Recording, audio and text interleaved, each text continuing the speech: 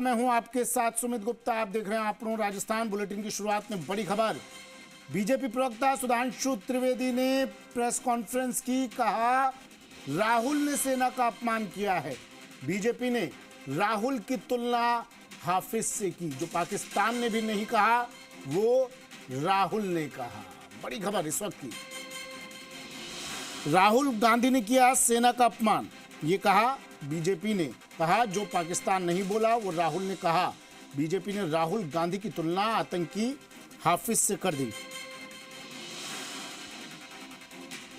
Sudhanshu Trivedi press conference कर रहे हैं इसी मुद्दे को लेकर। Indian air force to the US and it is declassified in 2010। ये था सरेंडर।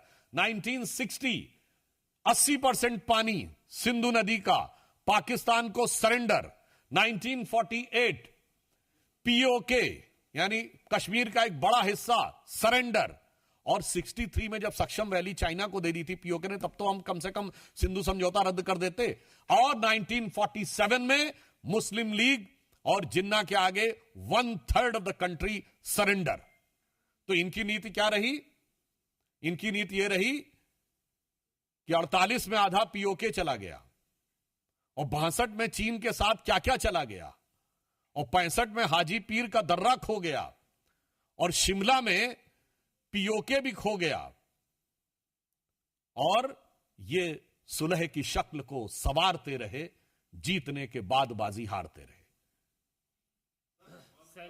एक मिनट साइलेंट।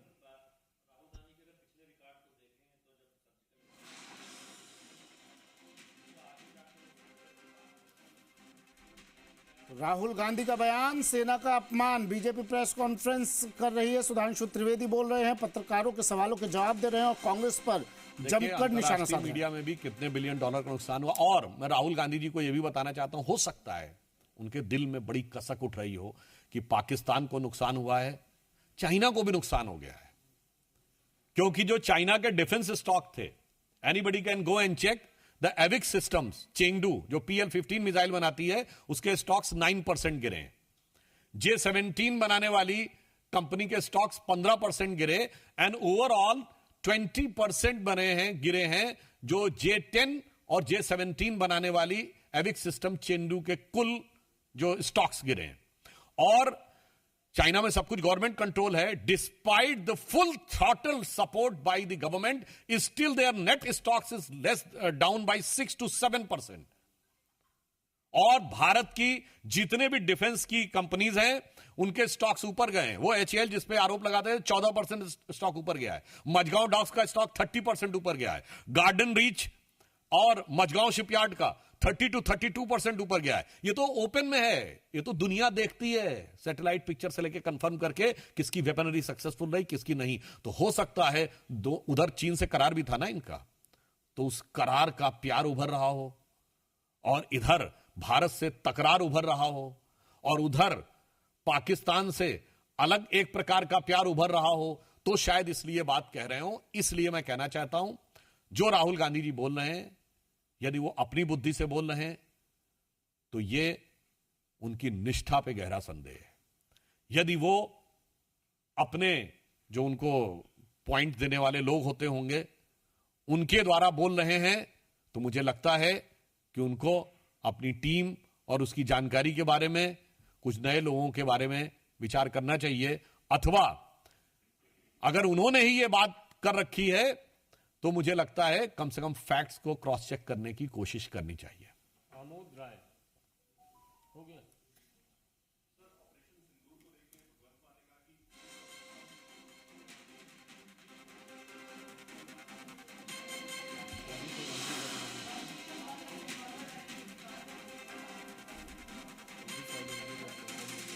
तो वैसे देखिए, इंडी गठबंधन के जो लोग हैं जिन्होंने अपना नाम इंडिया रखा था, उनके दिल में कितना इंडिया है ये ऑपरेशन सिंदूर ने साफ कर दिया है। केवल नाम इंडिया रख लेने से कोई इंडियन नहीं हो जाता। जिसे कहते हैं, एक कहावत होती है ना, बगल में छुरी मुंह में राम। तो नाम इंडिया, दिल में पाकिस्तान। जिस तरीके से बड़े बड़े नेता, चन्नी साहब भी तो पंजाब के पूर्व मुख्यमंत्री हैं, वो क्या बोल चुके हैं, देखिए कैसे पाकिस्तान कोट करता है। सिद्धारमैया कर्नाटक के मुख्यमंत्री हैं, वो बोल चुके हैं। उसी श्रेणी में अब भगवत मान जी भी बोलने लगे। और वैसे भी तो वो ये पार्टी, वो वाली पार्टी है ना जिसने सबसे पहले सर्जिकल स्ट्राइक पे सबूत मांगा था। तो मुझे लगता है ये लोग जो बोलते हैं इसे गंभीरता से नहीं लेना चाहिए। ये आदतन बोलते हैं और फितरतन बोलते हैं। विकास भदौरिया।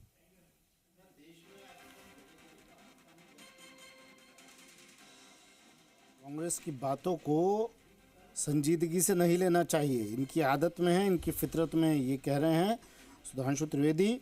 और कह रहे हैं नाम इंडिया रख लेने से कोई दिल हिंदुस्तानी नहीं हो जाता है।